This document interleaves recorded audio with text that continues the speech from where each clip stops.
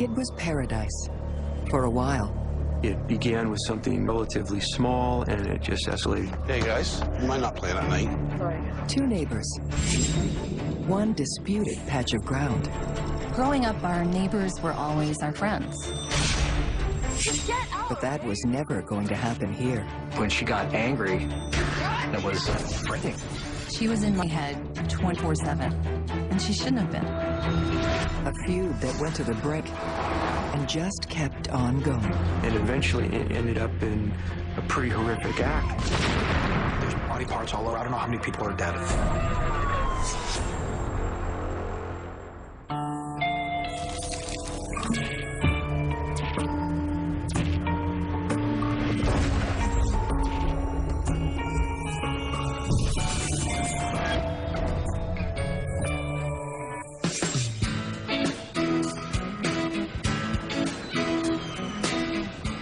For so many people, California is a dream come true.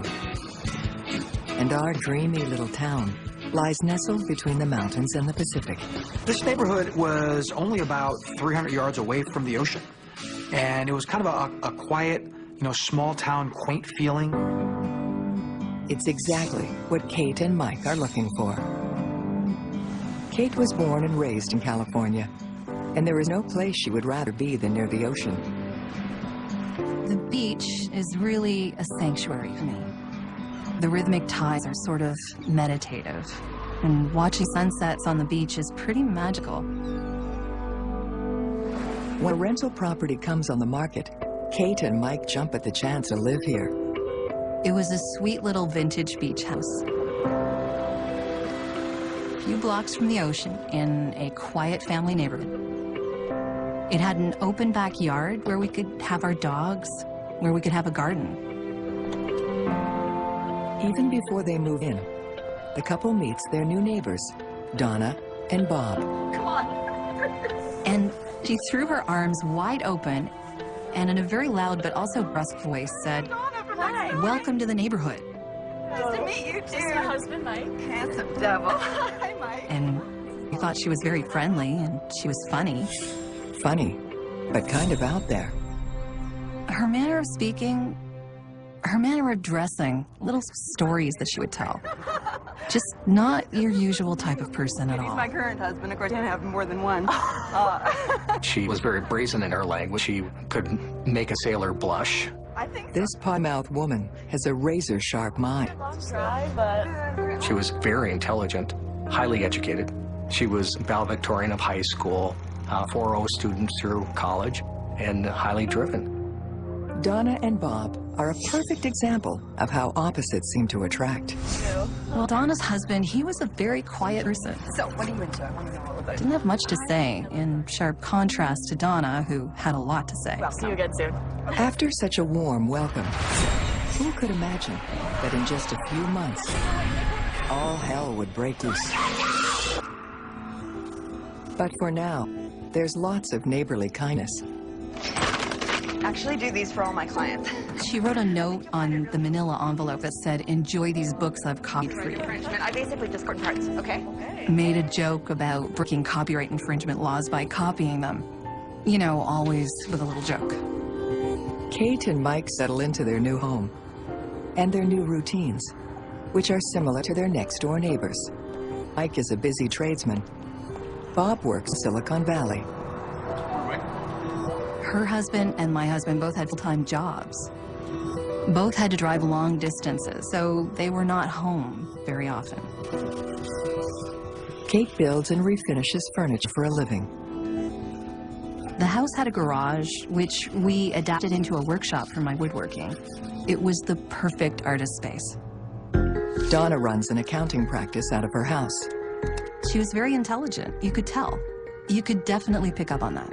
She had quite a high IQ, like 172. She may have had a photographic memory.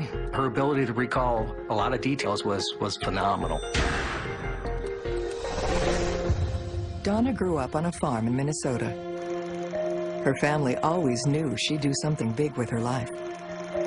She had a plan for where she wanted to be.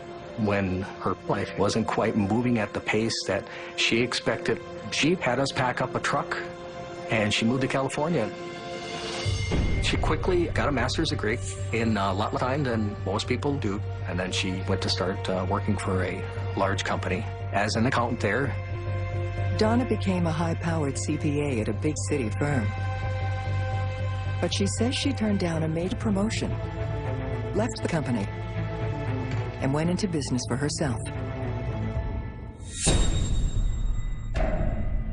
Soon enough, the new neighbors begin to notice there's more to Donna than meets the eye. There seemed to be, at the beginning, two different Donnas. I would see her change, become more subdued, and then not see her for a long time. Both my husband and I enjoyed playing basketball after dinner, burning off a few calories. Hey, guys. You might not play at night. Donna's trying to get some rest. Yeah, okay. Sorry. And she didn't like the sound of the basketball, understandably. I wouldn't see her at all for weeks, which was very strange, to the point where my husband and I would be saying, I wonder if she's okay. And then we'd see her again and she'd be energetic, like she'd had too much coffee. And all the laughter and dirty jokes would be back, in full force. It didn't bother me, but I found it odd for somebody in her age range and profession. Actually, I have something for you. Then, one day, Donna's behavior doesn't seem so harmless anymore. The very first incident was the complaint over a flower garden. Separating the properties and separating the driveways was a little patch of dirt on our side. And it was clearly the property divider. The problem is, Donna acts like the patch of garden belongs to her. Some people just do not want to accept the truth about the property lines. She had made claims to these flowers that they belonged to her property and whatnot. It didn't really bother us at all at first. But Kate has her own plans for that garden. She wants to plant edible flowers for her salads. Kate, what are you doing? Aren't they great? They taste really good in salads, actually. I've always wanted to plant them myself. This is all about greenery and peace. And Donna's been living here for years, and no one has ever used that flower bed but her. Kate faces a stream of complaints. She kept insisting that snails were coming over the fence onto her property.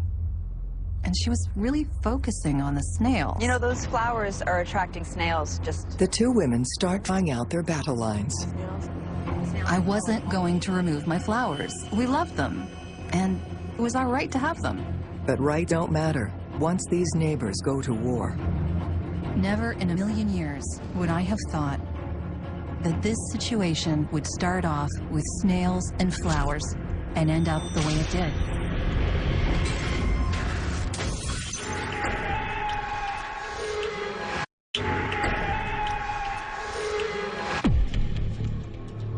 Kate, what are you doing?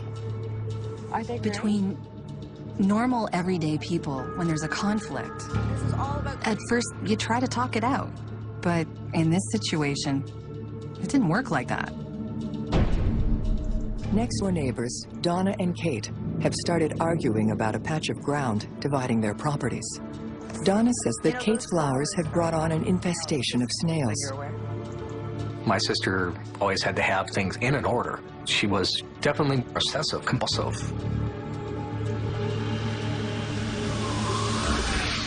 Without telling Kate, Donna sets a trap for the swarming invaders. I remember coming out of the house and seeing 2 or 3 clear mason jars full of snails. I thought, oh, she's taking this far too seriously. Donna isn't able to capture all the snails, so she concocts a plan to get rid of them for good.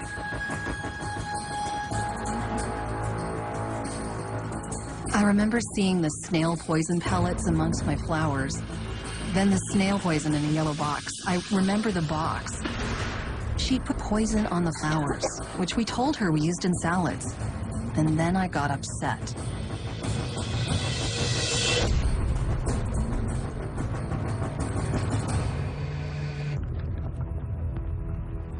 Tana, can we talk for a minute? Really don't appreciate you putting all that I said, poison- that's not cool to pour snail poison all over my flowers. These are my flowers that we eat. The whole garden. I I'm poisoned the sorry, snails. that is You'd let me really- finish? It was so odd. I'm looking right at this person who just did something she shouldn't have done, and I tell her, please stop. And then she tells me that I'm harassing her. It was insane. This is bordering on harassment. I felt like, this is my life. This is my space. We're paying to live here just like they're paying to live there. My garden, you can't. I was becoming more and more defensive, sort of stand my ground. It doesn't even make sense. Then, Donna decides to cross the line. Great, good, bye. So she had killed all of my flowers, and she decided to come over to our property and plant sod. In other words, claiming that little piece of property's her own. So I just started parking on it, and I'm sure that probably upset her in some way, but it wasn't her property. Kate learns she's not the only person who's expected to follow Donna's rules.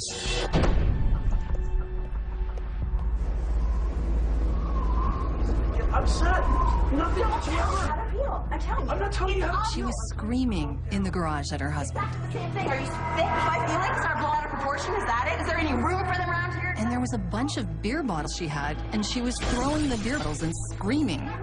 Threw some of the beer bottles onto our driveway, and there's glass on the ground, shards of glass that might have cut our dog's feet. She certainly did have this dark side that unfortunately never knew when it may be triggered.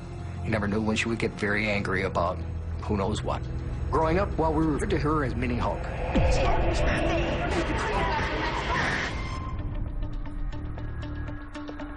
There was glass thrown over the fence, which I believe was thrown to purposefully cut our dog's feet because they ran back there, which is very cruel. And then I drove my car to the police station and showed them. Sorry, we want to help you, but there's nothing we could do. We didn't see her do it. The law is very clear about what we can and can't do. And just because a neighbor says, hey, my neighbor's doing X, Y, Z, doesn't mean we can go beat down their door. This is the beginning of a long series of complaints from both sides of the divide. When Kate would report things, it was very specific, such as Donna was in the backyard. Donna was looking over the fence. Donna was in the creek area behind my house. There were very specific things, and they were true. There wasn't any exaggeration. On the other hand, when Donna would complain about things that were very vague, and when you were talking to her about what she just brought up, if it wasn't what she wanted to hear, she would just interrupt you. There was no discussion or dialogue with her. When words fail to win the war, the fighting gets nastier.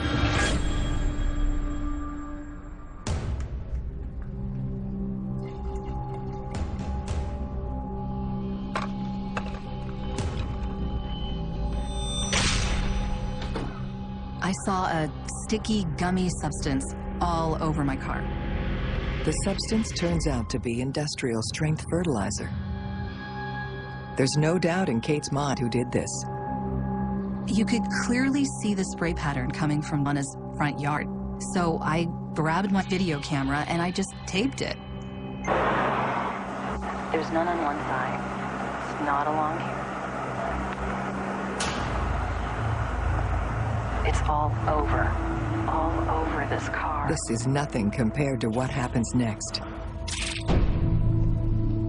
A week later, a shopping trip turns into a game of chicken.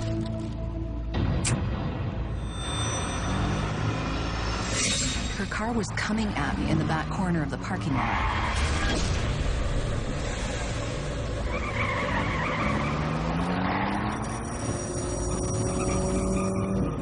I remember the grill coming at me, the grill of her vehicle coming at me. I remember being terrified. That's dangerous. That's off the charts behavior. Who does that unless you're crazy? I just felt afraid that something further would happen. Why was she so obsessed with me? There's really no way for law enforcement to know what's going behind closed doors. When the news goes out, interviews the neighbors, what do the neighbors invariably say? Well, they were very quiet. I never had any problems with them. They didn't seem like there were any problems. Increasingly visible to others, Donna's problems, or maybe we should call them challenges, started a long time ago. Her family was all too familiar with her phenomenal drive. It pushed her from a small farm in Minnesota to a high-paying job in the big city, and kept pushing her into dark territory. She was a very diminutive person, very small. When she got angry, it was frightening. When I was a younger man, when she'd light up, she scared me. She was very quick to anger and had a bit of paranoia about other people not helping or kind of hindering her and holding her back. She was kind of high octane, always energetic, and then she would crash for 2 or 3 days. Donna had to work hard to climb the corporate ladder, and sometimes she needed an extra shove on the way up. She drove herself pretty hard. She used artificial means to keep herself kind of going. Limited sleep and lots of cocaine. She thought she could control her drug use without a problem. She was the master of her domain. Absolutely. But not for long. Soon, it's Donna who's mastered by the drugs. Instead of being a star at work, she's forced out. Unbelievable. And she doesn't stop using once she leaves her high-pressure job. And she started dabbling more into the lower end methamphetamines. Things really deteriorated fast at that point.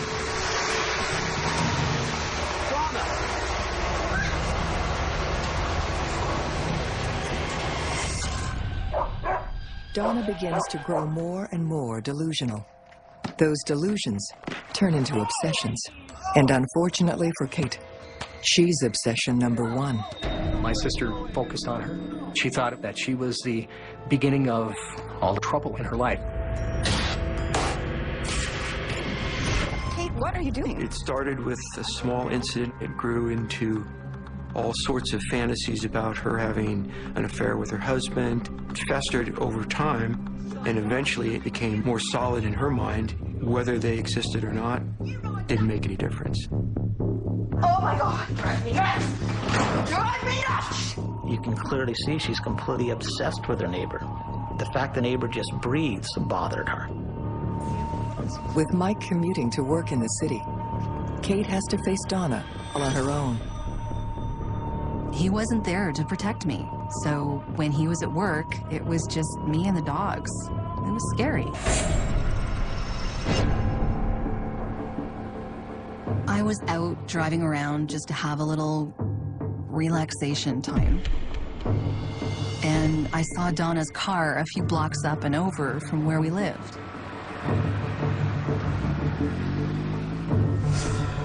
I was terrified because I knew she was following me. Now it's getting dangerous as she's following me, and I'm feeling like I need to exceed safe speed and use dangerous maneuvers to get away from her. Kate said Donna was following her on the freeway and attempted to run her off the road. This was moving to an area where it was becoming dangerous, past just a neighbor complaint or neighbor annoyance issues. Kate decides to turn the tables on Donna. I'm only human. I can only take so much. I braked hard and I got behind her. And I just hit the gas, and my whole feeling was anger. Now it looks like Kate is also going to lose herself in this feud. How does this feel for you? Now I'm behind you.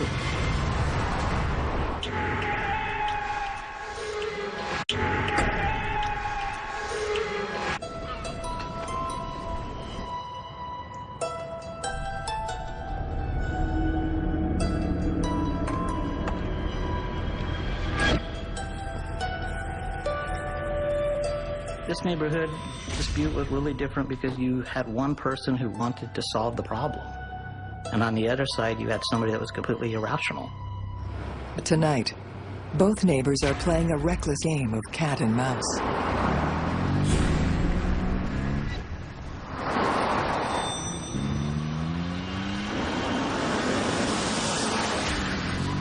Then one of them, Kate, pulls back before she goes too far. I caught myself. This is stupid. It's nighttime. We're going fast. I know where she lives. She knows where I live. Stop. And I did. I just let it go. But it was an impulse. You know, it wasn't a good choice, but I'm a human being. I was mad. I was fed up. Sick of it. So sick of it.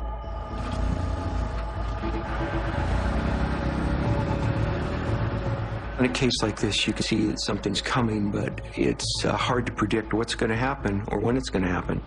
You just know it's going to happen. That woman next door is crazy. For months, Kate has felt stalked, threatened, and it's getting to her. We always locked the doors, but there was a definite chill of fear, and that fear got stronger and stronger. Meanwhile, Donna's marriage careens toward divorce. She moves out. No one has any idea where she has gone to. The husband would interact with us a little bit more, and he said, "Have you seen her around? Look out for her." So things were getting weird and dangerous. Donna may be out of her house, but that doesn't mean the war between her and Kate is over. In some ways, it's just getting started. A few weeks after Donna leaves, kids playing in the creek behind Kate's home make a disturbing discovery and turn it over to police. They had found some letters that talked about making bombs and threatening somebody's life, and there was a can of gas there and a sleeping bag. So I responded to the area and found numerous letters addressed to Kate's house, making all sorts of threats, hostile statements. The sleeping bag suggests Donna has spent time living in the creek bed while plotting horrible violence against her former neighbor. I took the letters to the address, and that's where I found Kate and showed her the letters and asked her, "Do you know anything about these?" She immediately looked at the writing and said, "Well, that's Donna, because I've gotten letters similar to this too from her." So I knew it was back to this neighbor issue again, the two same people. Our minds just went blank. It was a feeling of terror. It was a feeling of, what in God's name is going on? This is completely unexpected. It was crazy. We never had encountered somebody like this before. Kate was like a fish out in the ocean, and Donna's just like a shark, just circling around, and she's just waiting for her time. She's prepared. She's just waiting for her moment to make the attack. Clearly, Donna is a serious threat. Even more so because police don't know where she's hiding, which makes it feel like she is everywhere. She was in my head 24/7, and she shouldn't have been. But the things that she was doing to us, we had to keep a constant vigilance. That's exhausting. Days after retrieving the disturbing letters, police get a call from Donna's ex-husband, Bob. She phoned the house, threatening to kill him, and Kate as well. So we were alerted to that, and we kept a watch in the area. I was contacted by the police and asked if I had seen Donna around. And I said, "No, I haven't. What's going on?" And they said, "Well, she's threatened to come back to her house and kill herself and blow you up." So I don't know if I've ever had a more terrifying moment in my life than that. I was going from window to window in the house, just sort of circling the house, looking for her. Soon, Kate's worst fear is realized. I saw this green car pull into her driveway, and then I saw her get out. She arrived with a locksmith, who she'd apparently convinced that she needed to get into the house. We found her trying to make entry into the main residence of the house from the garage. Let me go! Let me go! I heard this incredible, animal-sounding guttural scream. It sounded so scary and weird. As soon as she saw me, she realized that she'd been caught, and she did try to flee, but we were close to her. We just caught her and handcuffed her. She resisted, but she was a small person, and she was pretty easily taken into custody. They were taking her out in handcuffs, and I was standing on my front porch at that point, and she looked right at me with this crazy face, with her hair all askew, falling over her eyes. Oh, yeah! I know it's you! I know it's But she looked right at me. That was a terrifying moment, and I will never forget the look. And then they took her away. Afterwards, Bob makes a terrifying discovery. Donna's husband smelled the odor of gas coming from the rental car, and he opened the trunk and showed me what was in it, and noticed numerous cans of gasoline, some glass mason jars, numerous flares, strips of cloth torn apart, some flammable gel packs. The rental car is a mobile bomb factory. Bob and Kate have escaped with their lives. In a California psych ward, Donna is assessed by a medical team. And I thought that was that, but it wasn't. When people are placed on a 72-hour hold, that does not mean it's going to be 72 hours. It could be as little as 4 hours. It depends on what the person says to the professionals, whomever they are talking to at the hospital. People know how to play the game. Most of the time, they're out within hours. Donna is released from the psych ward very quickly, and the DA decides not to prosecute her for attempted arson.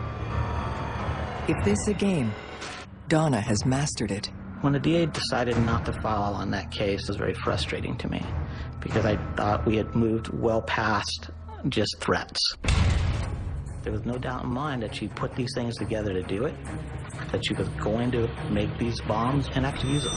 And I think that was a missed opportunity. We might have been able to stop the next step. For exclusive footage, go to investigationdiscovery.com.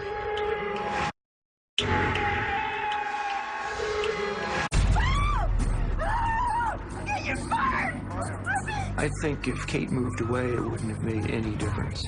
There are some people who are so committed to what they're trying to do, I think she could have moved to the ends of the earth. And Donna would have probably still found her and tried to kill her. For over a year, we've watched the awful conflict between our two neighbors, Kate and Donna. Donna talks herself out of the psych ward and being charged with attempted arson. She promises to leave California and seek treatment for her anger issues. That day can't come soon enough for Kate. We were scared all the time. All the time of every little noise. A knock on the door would make us jump out of our chairs, sort of waiting for something to happen. Going out to the car and the driveway was problematic because she could have been hiding just behind the wall, behind the front door, or under the car. She could have been anywhere. Anywhere. I think in Kate's case, she was a fighter. She wasn't going to go down easy. She was resilient. She fought back. She could have easily just become a victim. In my studio, I drilled a couple of little spy holes on the back of the building where I could look and observe the pathway so that if I heard a noise, that I could quickly look to see what was going on. And at night, it magnified 100-fold. The fear is almost another being in the house. You're waiting for this crazy person, this complete psycho, coming to kill you. Oh, come on. Not knowing where Donna is, or when she might appear, grinds away at Kate's marriage. I don't even know anymore. My husband was angry. He was probably a little afraid, but not wanting to admit it. It would cause arguments between us, the stress of it, and that made me even more resentful. It's like, wait a minute, we're fighting about Donna right now. Let's stop, because she's not worth it. She's the problem. Let's not make it a problem between us. Bob continues to live next door. The strain of his ex-wife's legacy weighs on him, too. By this time in the relationship, she was no longer living at the home. She hadn't been living there for quite some time. She wasn't allowed to be at the home. She wasn't allowed to contact the husband. But just when we all thought we might never see her again, Donna returns to clear out her belongings. Thankfully, she's under the watchful eye of the police. Even though there was a cop there, I just felt the need to document anything that she was going to do that was around me. It was still the woman who tried to kill us, so we were watching. And Donna is doing the same. You'd better tell the cop. She had a large video camera, and she turned the camera onto our house, and she was taping. I could tell that she was focused at the window and trying to tape inside the window. I've got it on tape that she's taping me. Could you please tell her not to tape my house? Hey! And my anger was off the Hey, charts. stop that! Put that thing away. As was my fear. Get ready to go, ma'am. Just... And I am so afraid, upset, saying all kinds of horrible things. Just get out of here, Donna. Trying to get the police officer standing outside to make her stop filming our house. Go. Now you put the And camera there down. she is, filming right behind his back. It's time, okay? All right. Once Donna retrieves the last of her things, she drives off. Moving back to Minnesota to live with her parents. Dawn is gone, finally. Officially gone. Everyone breathes huge sigh of relief. I was just glad that she was like 3,000 miles away. Very glad. The fear dissipated. It never completely went away, but it definitely dissipated. And I relaxed in my life. I thought, oh man, she's gone. She's thousands of miles away. This is wonderful. This feels so free. But Kate is not free. Not by a long shot.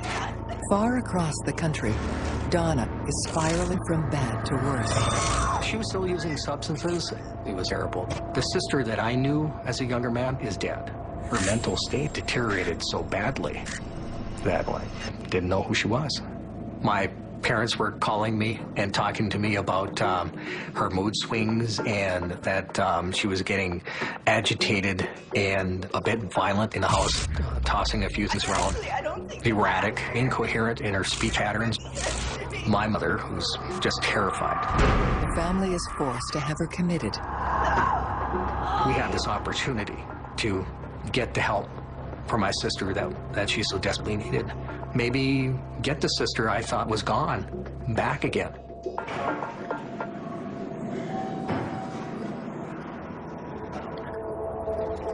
Life went on, and the more time that passed, the more I relaxed. I just paid attention to my own life, which is the way it's supposed to be. But there's one more chapter of this story to come. The most terrible chapter of all.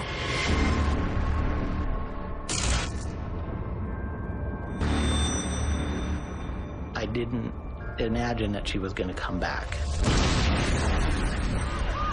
I was basically shocked by the destruction.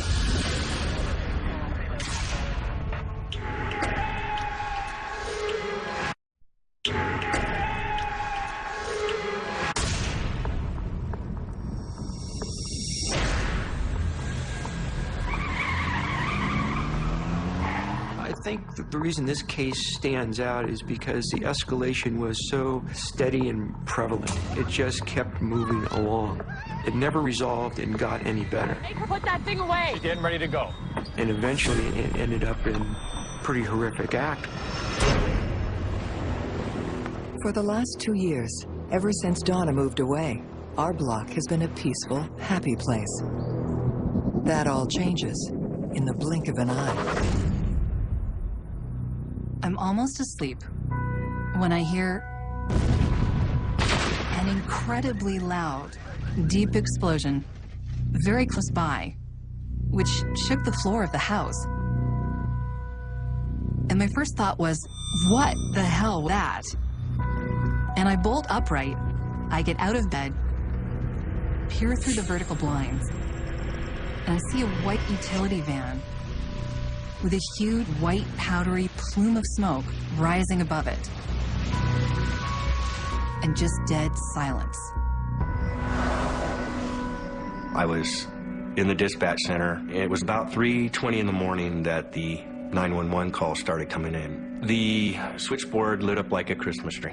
The dispatcher, he sounds very on edge, very stressed out. And he says, Dave, you need to come in. We're calling everybody in.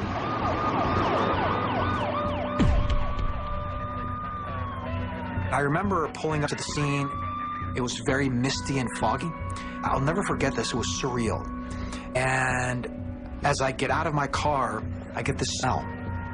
And it's a very distinctive smell. It was the smell you would get when you walked into a butcher shop. It was kind of that iron, like, meat smell. And that's when I knew, obviously, somebody here had died. When I talked to the officer, he said there's body parts all over. I don't know how many people are dead. A lot of the damage was caused not only by the blast of the bomb, but also the debris, the body parts. As the body exploded, those body parts were thrown out with such force that it actually broke windows. I remember seeing the kids pulling them out of the house, having the jackets or whatever over their heads to keep them from seeing what was going on. We were evacuated. The whole block was evacuated for the entire rest of the day. So my husband and I went elsewhere and watched it on the news. It was the top story for days on end. And piece by piece, the information came to us about what had transpired. There was media from all over the region. And at one point, we had news helicopters hovering above us. Investigators face a formidable challenge. They will literally have to work with pieces of evidence. When I first looked in the van, you know, what I saw was a body that had been destroyed. It was no longer in human form. I couldn't tell the gender. I couldn't tell the age. I couldn't tell the race. It was kind of a soupy mess, is what I saw inside. The attack on this street reminds one officer of an old feud. I started thinking of Kate and Donna. And I called the investigating officer at the time and told him, hey, you know, I remember a case a few years ago involving bomb-making equipment and threats to use it and burn a house down. Look up that name, because I think this might be involved. The van's location, so close to Dawn's former home, points the finger directly at her. Could it be her ex-husband Bob's body in the van? She said she wanted to kill him. Or maybe it's someone else she despised. The first hours at the scene are daunting. Then, police find a critical piece of the puzzle. After the pathologist got there, she came to me and said, well, I know the gender of the victim. And I said, okay, what is it? She said, it's a woman. I said, how do you know that? He said, well, I found her ovaries on the roof of the van. That same night, police catch another lucky and gruesome break. You have to have positive identification. One of the things that we were able to locate near the van were 2 thumbs. Not hands, just the thumbs. So my evidence technician actually picked thumbs up and with ink took fingerprints off the thumbs. The next day, the officer retrieves a copy of Donna's fingerprints from the Department of Motor Vehicles. They are compared with those from the crime scene, and they're a perfect match. It's official. Donna is the bomber and the unintended victim. But how did it come to this? Donna was supposed to be getting treatment back home. When she was in Minnesota and I was able to get her in a treatment facility in Minnesota, they helped her immensely. Unfortunately, when she went out outpatient, that her care started to lapse. At times it seemed Donna might be getting better, but she could beat her addiction or control her age. She made lists of people she wanted to get even with. Her ex-husband,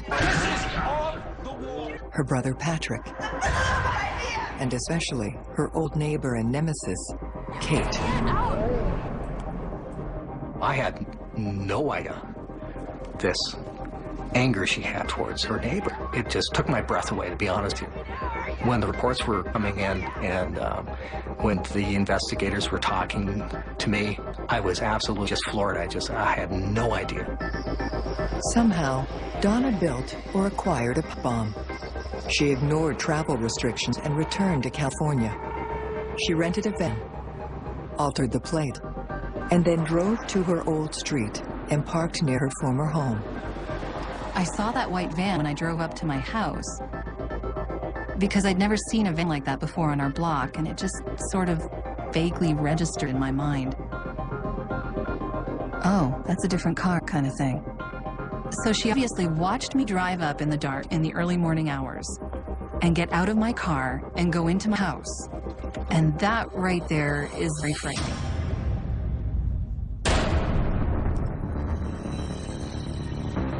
The bomb's detonator was powered by a 9-volt battery. Police thought Donna was going to run a wire from the weapon's toggle switch to Kate's front door.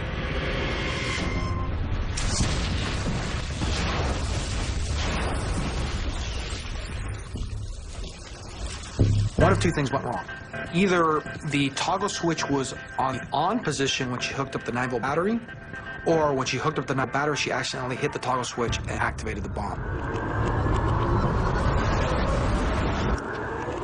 All the prepping she must have done to plan this out, and boom, the very last second, she makes a mistake, and we're spared. Doesn't get more lucky than that. I don't want to say I'm glad. I'm not glad. But she didn't take somebody else with her. She didn't do the harm that she intended to do to somebody else.